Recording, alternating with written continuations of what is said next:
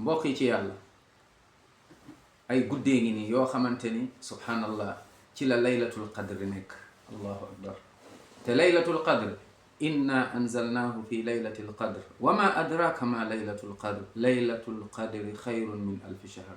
laylatul qadr boo amee laylatul qadr jaamu ci yàlla yaa ëppale tiyaaba ca yàlla, yaa ëppale daraja ca yàlla, yaa ëppale xéewal ca yàlla, yaa ëppale yërmande ca yàlla ki nga xamante ni subhanallah lu tolloog juróom-ñett fukki at ak ñett ak li teg mu ngi ciy jaamu yàlla.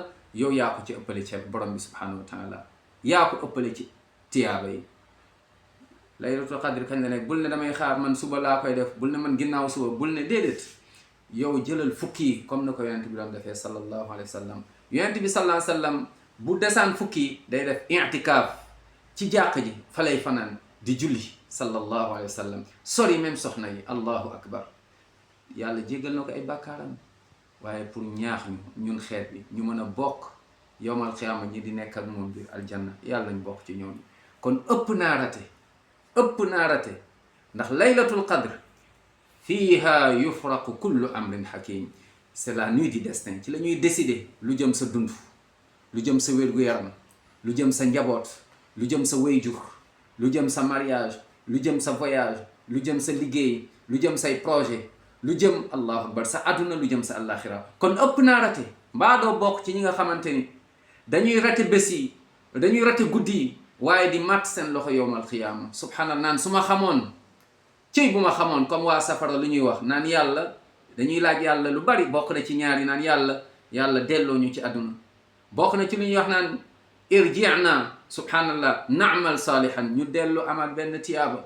bokk na ci lu waa safara di jooy naan yàlla génnee ñu ci safara, akhrijna minha in udna fa inna zalimun.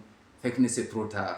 ndax lan mooy que ni yàlla joxoon na leen ay occasion waaye occasion yi ñu rate ko. ñun tamit yàlla jox nañu occasion ñu mën cee am ay milliards ci ay tiyaaba.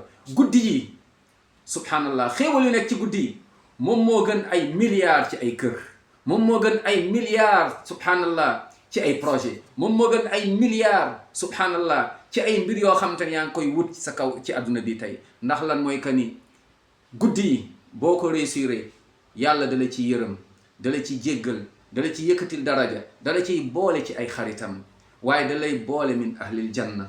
allahu akbar, allahu akbar. laylatul qadr guddi gu am valeur. soo ci jógee ni mu waree yàlla boole la ci ay xaritam. ëpp naa rate.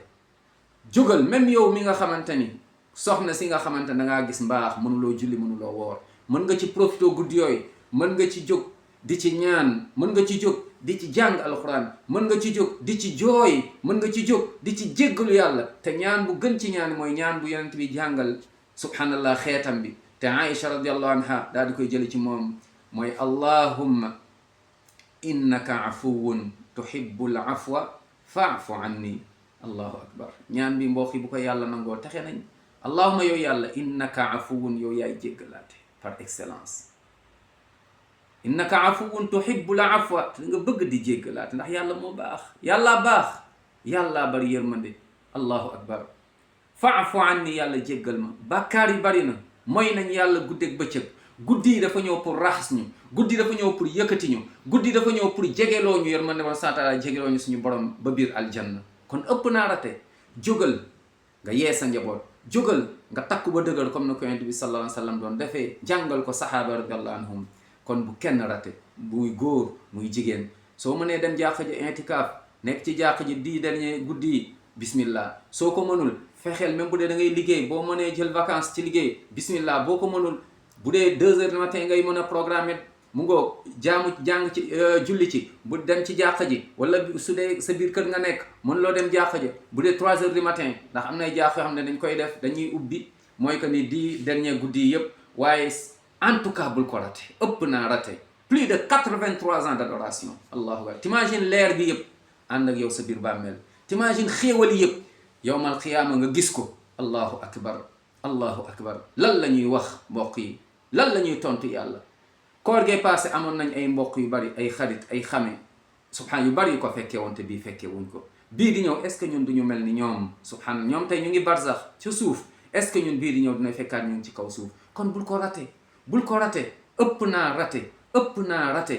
yàlla may na la ñaata ci ay mbokk lañ am yu feebar, ñaata ci ay mbokk lañ am yu nekk ci ay situation, ñun ci suñu bopp nekk ci ay situation yu metti.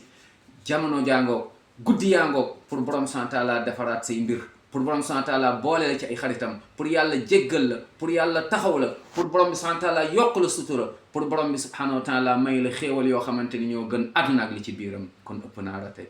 laylatul qadri xayrun min alfi shahr. bul na damay xaar 21e 23e 24e, jëlal guddi yëpp comme yonent bi nga bëgg sallallahu alayhi wa sallam doon ko defee.